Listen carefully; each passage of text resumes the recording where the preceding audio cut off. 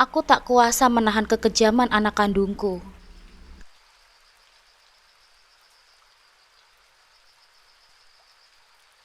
Assalamualaikum sahabat Bunda.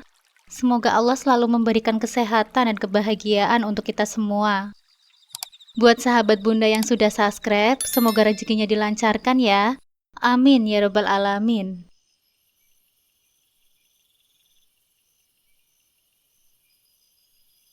Namaku Ayu. Jika dilihat dari luar, kehidupan rumah tanggaku mungkin terlihat sempurna. Selama 11 tahun pernikahanku dengan Mas Cahyo, kami telah memiliki semua yang diimpikan banyak orang. Rumah sendiri, kendaraan bermotor, tabungan yang cukup, dan 3 orang anak yang selalu ada menemani hari kami. Dika, anak sulungku, saat itu berusia 21 tahun. Dia sudah bekerja ikut kakak iparnya menjadi penjaga kantin di sebuah rumah sakit. Arif, anak keduaku, yang berusia 18 tahun, baru lulus sekolah SMA. Namun sampai sekarang masih belum punya pekerjaan ataupun melanjutkan kuliah. Dan yang bungsu, Manda, baru 13 tahun, yang masih SMP, selalu memberikan senyuman ceria. Namun kebahagiaan yang tampak dari luar hanyalah topeng yang menutupi retakan dalam rumah tanggaku. Selama bertahun-tahun, aku menjalani kehidupan pernikahan yang penuh luka. Mas Cahyo, suamiku, pria yang dulu kucintai dengan sepenuh hatiku, perlahan berubah menjadi seseorang yang asing bagiku. Dia tenggelam dalam minuman keras, mabuk-mabukan menjadi rutinitas malamnya. Tak jarang juga, dia pulang larut malam dengan aroma alkohol yang tajam dan sikap kasarnya yang tak bisa kuhindari. Perselingkuhan pun menjadi hal yang kerap menghantui pikiranku. Meski aku sering memejamkan mata dan berpura-pura tidak tahu, ketika malam itu tiba, aku sering terjaga di tempat tidurku, merenungi nasibku sambil menahan air mata agar tak terdengar oleh anak-anak. Namun yang paling menyakitkan dari semua itu adalah kekerasan. Mas Cahyo dalam mabuknya tidak segan-segan melampiaskan kemarahannya kepadaku. Pukulan demi pukulan semakin menjadi hal yang biasa di rumah kami. Aku pernah berpikir untuk pergi, untuk melarikan diriku dari semua ini. Namun setiap kali aku ingin melangkah keluar, bayangan ketiga anakku selalu menarikku kembali. Demi Dika, Arif, dan Manda, aku bertahan. Aku menanggung rasa sakit itu dalam diam, berharap suatu hari nanti Mas Cahyo akan berubah. Setiap hari di sepertiga malam aku selalu berdoa, semoga Allah membuka hati Mas Cahyo agar kembali menjadi suami yang mengayomi kami. Dan akhirnya doa-doaku terjawab. Tapi tidak seperti yang kuharapkan. Mas Cahyo meninggal dunia akibat penyakit liver yang parah. Penyakit yang disebabkan oleh kebiasaannya mengonsumsi alkohol berlebihan. Momen itu adalah titik balik dalam kehidupanku. Aku merasakan antara kesedihan yang mendalam. Aku larut dalam tangisan di setiap malamku yang merasa kehilangan Mas Cahyo. Meskipun aku tahu, mungkin ada sedikit kelegaan dalam hatiku, karena tak ada lagi kekerasan yang dilakukan oleh Mas Cahyo. Namun bukan ini yang aku mau. Sebulan setelah meninggalnya Mas Cahyo, alih-alih mendapatkan kedamaian, aku malah dihadapkan pada cobaan yang baru. Tanpa Mas Cahyo, aku berharap kehidupanku akan lebih tenang. Tapi justru Arif, anak keduaku, mulai menunjukkan sisi gelap yang tak pernah kuduga. Arif yang dulu manis dan penurut, berubah menjadi pemuda yang penuh kemarahan. Dia marah pada dunia, marah pada nasib yang merenggut ayahnya, dan sering melampiaskan kemarahan itu kepadaku dan saudara-saudaranya. Sore itu, aku duduk sendirian di ruang tamu, menatap foto keluarga kami yang terbingkai rapi di dinding. Foto itu diambil bertahun-tahun yang lalu, saat semuanya masih terasa normal. Saat itu, aku, Mas Cahyo, dan ketiga anak kami masih bisa tersenyum bahagia di depan kamera. Namun ini semua terasa begitu jauh, seperti kenangan yang sulit kugapai kembali. Di dalam pikiranku, kenangan masa lalu terus membayangiku, terutama tentang bagaimana Mas Cahyo membesarkan anak-anak kami, terutama Arif. Mas Cahyo memang sangat menginginkan sekali anak laki-laki. Karena itu mungkin semua yang terjadi pada Arif sekarang adalah buah dari didikan Mas Cahyo yang selalu memanjakan anak-anaknya. Mas Cahyo selalu menjadi sosok yang memberikan segalanya dengan mudah. Apapun yang Dika dan Arif minta, pasti akan dipenuhi tanpa pertimbangan. Tak ada batasan, tak ada konsekuensi. Mas Cahyo selalu berpikir bahwa memberikan materi dan kesenangan adalah bentuk cinta yang sejati. Namun aku mulai menyadari betapa salahnya cara itu. Saat Arif menginginkan sesuatu, Mas Cahyo langsung menuruti tanpa berpikir panjang. Seolah takut mengecewakan putranya, Arif tumbuh menjadi anak yang tidak pernah tahu bagaimana rasanya menunggu, berusaha, atau menghargai apa yang sudah dimiliki. Semuanya terlalu mudah, terlalu instan. Dia tidak pernah diajarkan tentang usaha, disiplin, atau rasa tanggung jawab. Berbeda dengan Dika, meski juga dimanjakan oleh Mas Cahyo, Dika memiliki sedikit pengertian. Ia lebih mandiri dan memahami bahwa kehidupan tidak selalu mudah. Dika seringkali menahan diri, belajar untuk berdiri di atas kakinya sendiri. Tetapi sejak kepergian Mas Cahyo, aku bisa merasakan betapa Dika sangat terluka. Rasa sakit yang Dika rasakan tak pernah benar-benar diungkapkannya. Tapi aku bisa melihatnya di setiap langkahnya. 3 bulan sebelum kematian Mas Cahyo, Dika sedang mempersiapkan pernikahannya. Semua rencana sudah disusun dengan rapi. Namun kabar buruk itu datang seperti petir di siang bolong, menghancurkan seluruh harapan Dika untuk merayakan momen bahagianya bersama ayahnya. Hari-hari setelah kepergian Mas Cahyo, Dika berubah menjadi pendiam dan suka menyendiri. Tidak ada lagi tawa, tidak ada lagi semangat. Pernikahan yang seharusnya menjadi momen bahagia malah berjalan dengan kesedihan yang mendalam. Aku masih ingat akad nikahnya di depan penghulu. Suasana hening dan penuh duka. Saat ia mengucapkan ijab kabul di depan penghulu, air mata jatuh di pipinya. Bukan karena kebahagiaan, tetapi karena ia teringat ayahnya yang telah meninggal dunia. Setelah pernikahan itu, Dika memilih untuk tinggal bersama istrinya di rumah yang mereka kontrak. Meninggalkan rumah ini, mungkin itu adalah caranya untuk menjauh dari bayang-bayang masa lalu. Kini di rumah ini hanya tinggal aku, Arif, dan Manda. Seharusnya dengan berkurangnya satu beban, kehidupanku akan menjadi sedikit lebih mudah. Tapi yang terjadi justru sebaliknya. Arif semakin tak terkendali. Kematian Mas Cahyo nampaknya membuat Arif semakin kehilangan arah. Ia justru semakin tak memikirkan keluarga, aku dan Manda. Arif yang seharusnya menjadi tulang punggung, justru tenggelam dalam perjudian online. Mencari uang dari situ, yang sebenarnya justru selalu habis sebelum ia sempat menang. Setiap kali Arif kalah berjudi, amarahnya meledak-ledak. Barang-barang di rumah menjadi sasaran kemarahannya. Aku sering mendapati diriku meringkuk di sudut ruang tamu, memeluk Manda yang ketakutan. Sementara suara bantingan barang-barang terdengar di seluruh penjuru rumah. Hati ini terasa perih setiap kali melihat Manda yang polos dan tidak bersalah harus mengalami semua itu. Aku sering merenung di malam hari, menatap langit-langit kamar sambil berusaha menahan air mata yang sudah tak terbendung. Apakah semua ini adalah kesalahan kami, kesalahanku? Apakah Mas Cahyo dan aku telah merusak hidup anak-anak kami dengan cara kami membesarkan mereka? Aku bertanya-tanya, andai aku dulu lebih tegas, andai aku tidak membiarkan Mas Cahyo terlalu memanjakan mereka, mungkinkah Arif akan tumbuh menjadi sosok yang berbeda? Mungkinkah aku bisa melakukan sesuatu untuk mencegah ini terjadi? Dika meski telah menikah, masih merasakan kehilangan yang mendalam. Setiap kali ia datang berkunjung, rasa sakit itu masih terpancar jelas dari wajahnya. Namun kesedihan Dika bukan hanya teringat akan mendiang ayahnya. Ia juga merasa emosi dengan perilaku Arif yang sepertinya semakin menjadi liar. Saat Dika di rumah, ia justru sering diajak berkelahi oleh Arif. Aku tak kuasa menghadapi kedua putraku. Aku tidak bisa membela siapa-siapa. Aku dan Manda hanya bisa menangis di sudut ruang tamu. Setiap Dika dan Arif beradu argumen dan diakhiri dengan saling memukul. Aku sebenarnya sudah malu karena para tetangga juga ikut mengunjing keluargaku. Mereka bilang itu semua akibat kesalahan suamiku dulu. Para tetangga pun enggan terlibat terlalu jauh. Takut akan perilaku Arif yang semakin kasar. Bahkan tetangga-tetangga yang dulu ramah kini mulai menjauh karena takut terjebak dalam masalah keluargaku. Aku merasa sendirian. Aku dan Manda hanya bisa mengendalikan satu sama lain. Aku dan Manda hanya bisa mengandalkan satu sama lain untuk bertahan di tengah badai itu. Hari-hari yang kulewati terasa begitu berat. Tidak ada lagi kehangatan keluarga seperti dulu. Hanya ada pertengkaran, air mata, dan kesepian yang menghantui setiap sudut rumahku. Aku tahu, aku harus melakukan sesuatu untuk menyelamatkan sisa keluargaku. Tapi bagaimana caranya? Aku tak lagi memiliki kekuatan seperti dulu. Aku sudah terlalu lelah menahan semua ini sendirian. Namun satu hal yang selalu aku pikirkan, aku tidak boleh menyerah.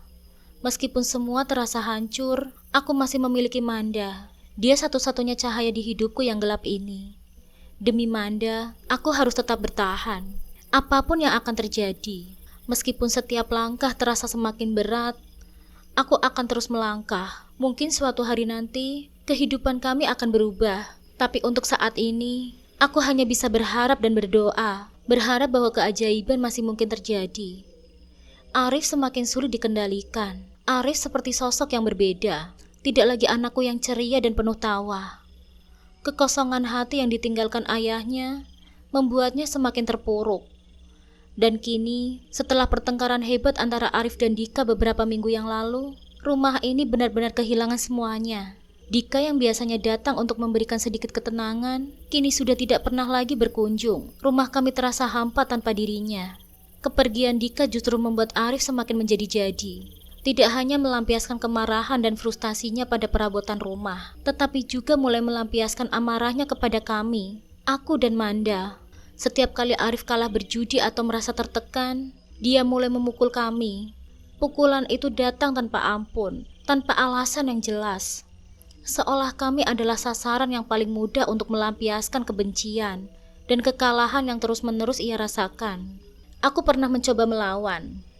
Suatu malam, setelah Arif membanting kursi dan menghancurkan vas bunga di ruang tamu, aku memberanikan diri untuk berkata, "Arif, hentikan ini semua.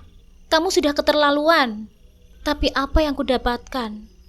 Ia menjadi lebih liar, matanya merah penuh kemarahan. Seperti seseorang yang tidak lagi mengenalku sebagai ibunya. "Diam, Bu!" teriaknya sambil mengancam akan membunuhku. Ia mengangkat tangannya, dan saat itulah aku sadar, aku tidak berdaya di hadapannya. Setiap kali aku mencoba melawannya, akibatnya selalu lebih buruk. Aku sering berakhir tergeletak di lantai. Tubuhku penuh luka dan lebam. Namun yang paling menyakitkan bukanlah pukulan fisik itu, melainkan rasa hancur di hatiku. Bagaimana mungkin anak yang kubesarkan dengan kasih sayang berubah menjadi iblis yang mengancam nyawa kami? Manda yang baru berusia 12 tahun adalah korban yang paling menyedihkan. Dia sering menangis di kamar, memelukku dengan erat, seolah mencari perlindungan dariku. Tapi aku tahu, aku tak mampu memberikannya. Setiap kali Arif marah, Manda akan gemetar ketakutan, bersembunyi di balik tubuhku. "Bu, tolong, Mas Arif jangan kesini," bisiknya penuh ketakutan. Setiap kali mendengar suara langkah kaki kakaknya. Tapi apalah dayaku, aku hanya bisa merangkulnya erat, memohon agar badai kemarahan itu segera berlalu. Para tetangga yang dulu begitu peduli, kini sudah tidak lagi peduli lagi dengan apa yang telah terjadi pada keluargaku. Mereka mulai menjauh, menutup pintu rapat-rapat setiap kali mendengar teriakan atau kegaduhan dari dalam rumah kami. Dan di mata mereka, aku adalah ibu yang gagal, seseorang yang tidak bisa mengendalikan anak-anaknya. Mereka tak tahu bahwa setiap hari aku berjuang, bukan hanya untuk bertahan, tetapi juga untuk melindungi Manda dari amarah Arif yang membuat hancur kehidupan kami. Hari-hariku semakin berat, seakan setiap langkah yang kuambil dihantui oleh rasa takut dan ketidakpastian. Aku mencoba bertahan dengan bekerja di sebuah warung nasi kecil milik Bu Yanti, seorang tetangga yang baik hati. Pekerjaan itu tak mudah, tapi aku tak punya pilihan lain. Setiap hari, aku bangun sebelum matahari terbit, menyiapkan Manda untuk bersekolah. Lalu langsung bergegas ke warung untuk membantu memasak, melayani pelanggan, dan membersihkan setelah mereka pergi. Gajiku sangat kecil, hampir tak sebanding dengan tenaga yang kukeluarkan setiap harinya. Uang itu habis begitu saja saat untuk membeli makan seadanya dan kebutuhan dasar lainnya. Terkadang, aku hanya bisa membeli nasi dan sedikit lauk untuk kami berdua. Meskipun begitu, aku selalu mencoba memastikan bahwa Manda mendapatkan yang terbaik. Meski itu berarti aku harus menahan lapar. Namun seberapa keras pun aku bekerja, uang yang kudapatkan tak pernah cukup. Ada hari-hari ketika aku merasa putus asa, ketika harga kebutuhan naik, aku semakin terdesak.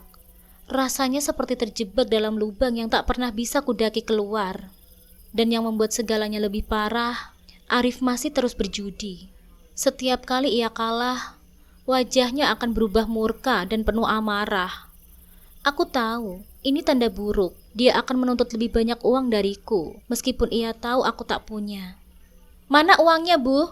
tanyanya dengan suara yang menakutkan.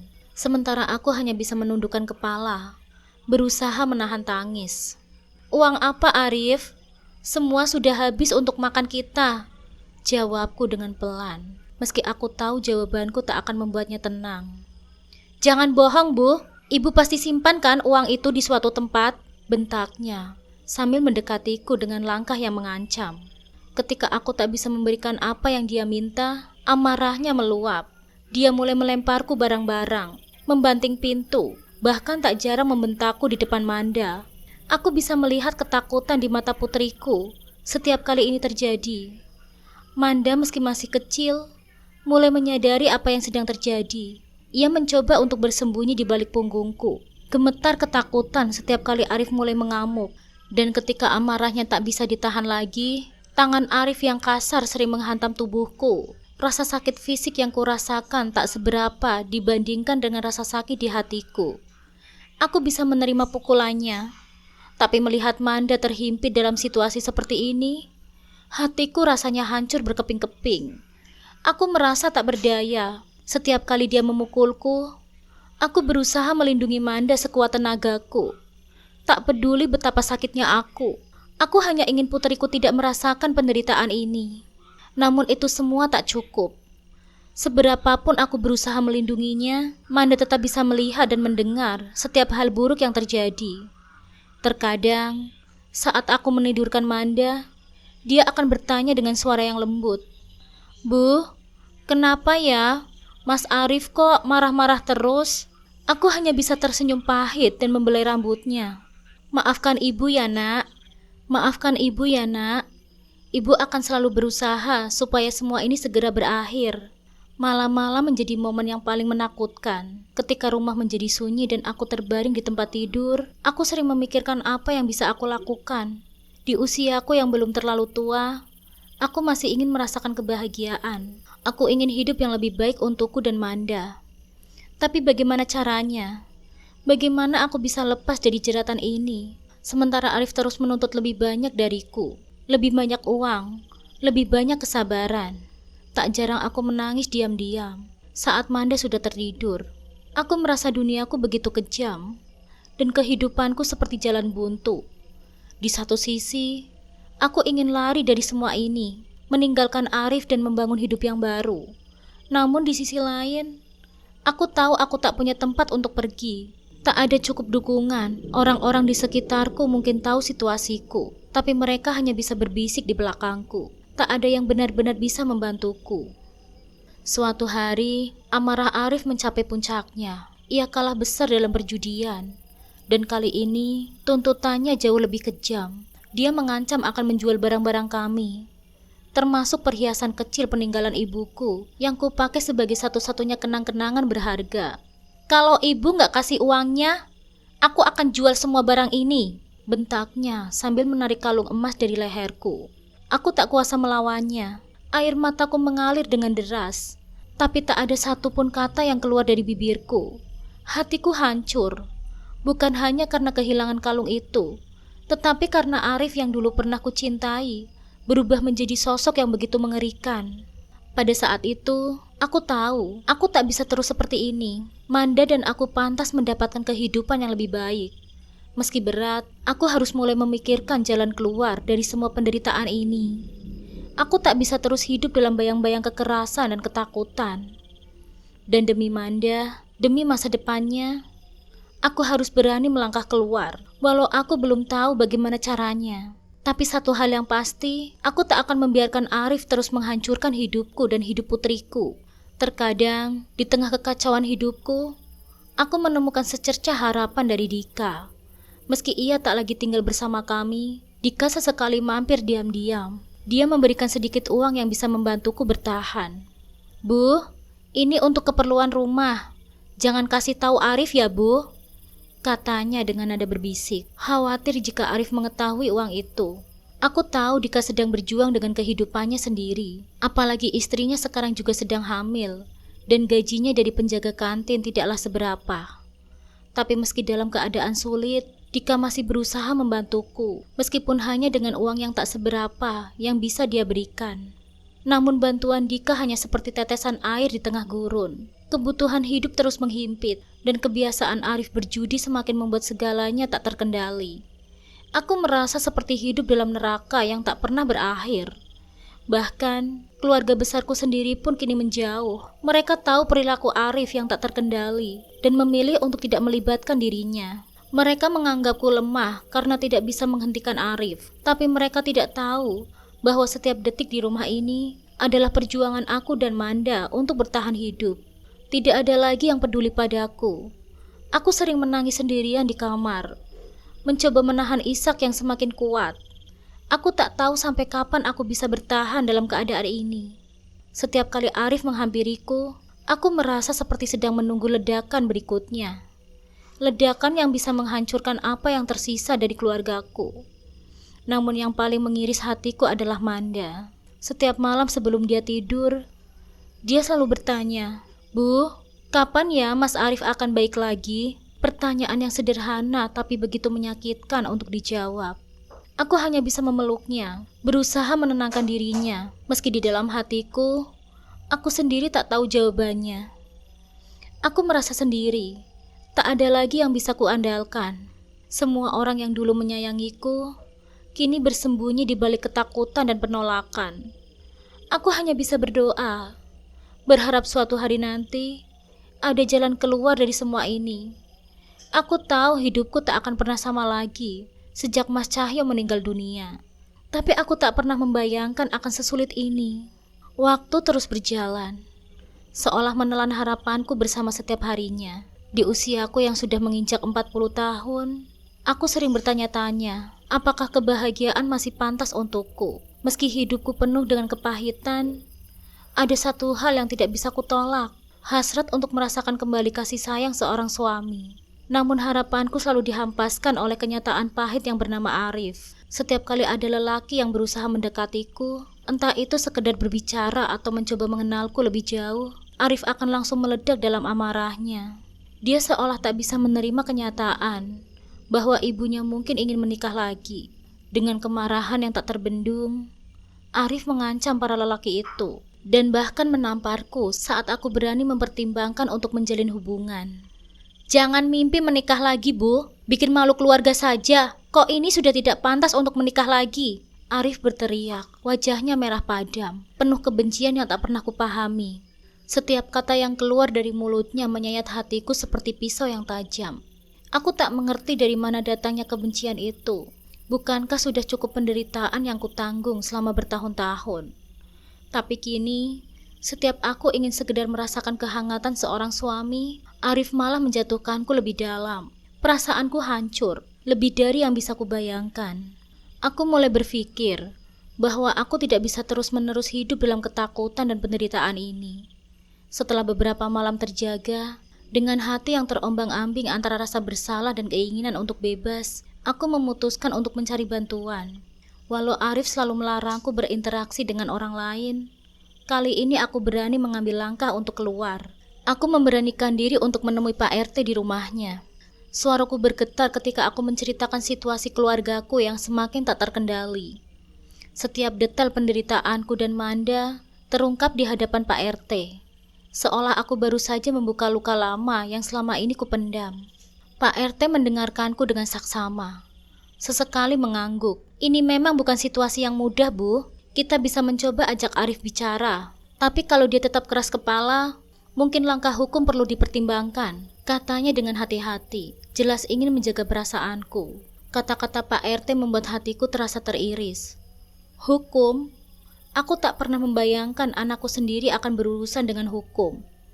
Membayangkan Arif ditangkap polisi, dipenjara dan kehilangan kebebasannya, membuatku terasa sakit. Meski dia telah begitu menyakitiku dan Manda, aku tetap seorang ibu.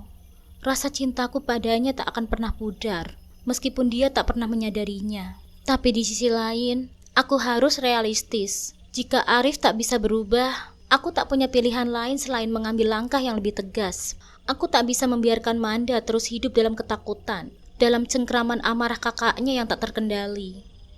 Malam itu, setelah kembali ke rumah, aku melihat Manda sedang duduk di meja makan, sibuk dengan buku pelajarannya. Raut wajahnya yang tenang, tak pernah menuntut apapun dariku. Dia selalu menjadi anak yang pengertian dan sabar, meski kehidupan kami tak pernah mudah. Melihatnya, hatiku terasa sakit. Aku tahu bagaimanapun, aku harus melindunginya. Tak peduli seberapa besar cinta seorang ibu kepada anaknya. Aku tak bisa membiarkan Arif menghancurkan masa depan Manda. Dalam hati, aku merasa bimbang. Bagaimana jika tindakan yang aku ambil, ini justru membuat semuanya semakin buruk. Namun ketika melihat mata Manda yang penuh keletihan, aku tahu, aku tak bisa menunggu lebih lama lagi. Malam itu, aku berdoa. Berdoa dengan seluruh keputusan yang kupendam. Aku memohon pada Allah untuk memberikan kekuatan, menunjukkan jalan yang benar. Aku tahu langkah yang aku ambil ini sangat sulit, penuh dengan tantangan. Tapi demi keluargaku, demi Manda, aku harus berani melangkah. Pagi itu, suasana rumah terasa sunyi dari biasanya. Aku sedang menyapu ruang tamu ketika tiba-tiba ponselku bergetar. Nama Dika muncul di layar. Meski hubungan Dika dan Arif semakin buruk, anakku yang sulung itu masih peduli padaku dan adiknya. Hatiku terasa hangat setiap kali Dika berusaha menjangkau kami. Meski aku tahu betapa berat baginya berhadapan dengan kemarahan Arif. Bu, kita harus lakukan ke Arif. Suaranya terdengar cemas di ujung telepon. Aku bisa bantu bawa dia ke panti rehabilitasi, Bu. Aku sudah ngobrol sama temanku yang bekerja di sana. Mungkin inilah satu-satunya cara agar dia bisa sadar. Lanjutnya. Aku terdiam sejenak, hatiku tersayat mendengar kata-kata itu. Rehabilitasi, membayangkan anakku, kini harus dibawa ke tempat itu karena terperosok dalam kebiasaan buruknya. Namun aku tahu, Dika ada benarnya. Arif butuh pertolongan. Keadaannya semakin memburuk, dan jika ini satu-satunya cara untuk menyelamatkannya, aku harus berani mengambil langkah ini. Iya nak, ibu setuju. Kalau ini demi kebaikannya, kita harus lakukan. Jawabku dengan suara serak menahan tangis. Esok harinya, Dika datang bersama beberapa petugas dari panti rehabilitasi. Ketika mereka mengetuk pintu rumah, perasaanku bercampur aduk. Ada harapan bahwa ini akan menjadi titik balik. Tapi juga rasa takut bahwa Arif mungkin tidak akan menerimanya dengan baik. Dan benar saja, begitu Arif melihat mereka, wajahnya langsung berubah merah, penuh kemarahan yang meluap. Apa yang kalian mau? Aku gak gila. Jangan anggap aku orang sakit jiwa, bentaknya, sambil membanting pintu kamar dengan keras. Aku terpaku di tempatku berdiri. Air mataku tak bisa kubendung lagi. Hatiku remuk mendengar amarahnya. Tapi aku tahu, ini adalah langkah yang harus aku ambil. Arif terus berteriak, menolak ajakan para petugas yang dengan tenang mencoba membujuknya.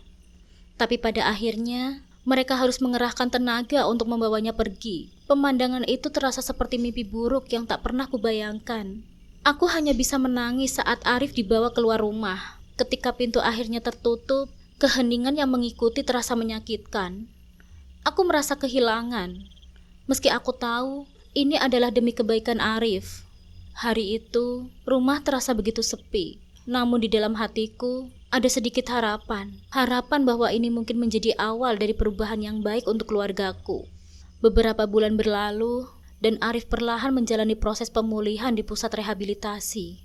Setiap kali aku mengunjunginya, aku melihat kemajuan. Meskipun kecil, terapi yang dia jalani nampak membantu. Dan meski dia masih sering marah-marah, ada momen-momen di mana aku bisa melihat anakku yang dulu, sebelum semua masalah ini menghancurkannya. Sementara itu, aku mulai memperbaiki kehidupanku di rumah. Aku kembali bekerja di warung nasi, dan meski gajiku tak seberapa, aku merasa lebih tenang.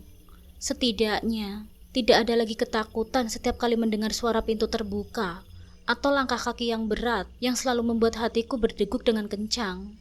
Manda pun terlihat lebih ceria. Senyumnya mulai kembali menghiasi hari-hariku, dan itu adalah kebahagiaan kecil yang tak pernah ternilai. Dika semakin sering berkunjung. Dia tak hanya datang sendirian, tapi juga membawa istri dan cucu kecilku, yang baru bisa kutemui sekarang. Saat pertama kali melihat wajah kecil cucuku, Hatiku seperti diselimuti oleh kehangatan. Kehadirannya memberiku rasa bahwa kehidupan ini masih memiliki makna yang indah. Tawa cucuku yang riang seperti pelipur lara atas semua kepedihan yang pernah kualami. Meski kehidupanku tak sama lagi seperti dulu, aku merasakan ada cahaya baru yang menerangi kegelapan hidupku. Hubunganku dengan Dika semakin erat. Ia sering menanyakan kabar Arif dan menawarkan bantuan dalam bentuk apapun yang dia bisa. Aku tahu, meskipun Arif seringkali menyakitinya, Dika masih mencintai adiknya. Aku yakin, Bu, Arif bisa sembuh. Dia cuma butuh waktu, katanya suatu kali ketika kami duduk bersama di ruang tamu, memandangi Manda yang sedang bermain dengan sepupunya. Hari-hari terasa lebih ringan. Meski beban masa lalu masih menghantui, aku mulai percaya bahwa masa depan bisa diubah. Hidupku yang dulu penuh dengan tekanan dan ketakutan, kini perlahan mulai menemukan keseimbangan. Pekerjaan di warung nasi memberiku sedikit kebebasan finansial. Meski tidak banyak, tapi cukup untuk memberikan rasa tenang. Dan setiap kali aku melihat Manda tersenyum, aku tahu bahwa perjuanganku belum sia-sia. Aku juga sering berdoa agar Allah memberikan kekuatan pada Arif. Meski proses pemulihannya masih panjang, aku percaya dia bisa berubah. Setidaknya, aku ingin percaya bahwa suatu hari nanti kami bisa kembali menjadi keluarga yang utuh, tanpa ada rasa sakit atau amarah yang memisahkan kami. Usiaku kini sudah memasuki 40 tahun, tapi aku merasa masih ada waktu bagiku untuk menemukan kebahagiaan yang sesungguhnya. Luka-luka di hatiku mungkin tidak akan sepenuhnya sembuh, tapi aku yakin aku masih bisa menjalani hidup yang lebih baik bersama anak-anakku.